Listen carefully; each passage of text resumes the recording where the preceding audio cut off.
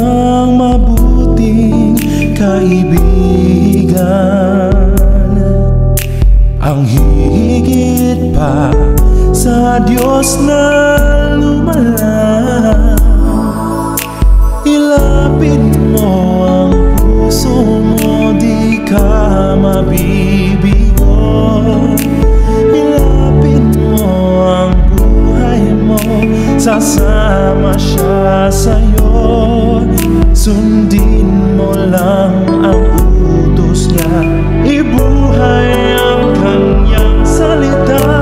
Asahan mo, palapit mo, panalangin mo, yun ang natamo.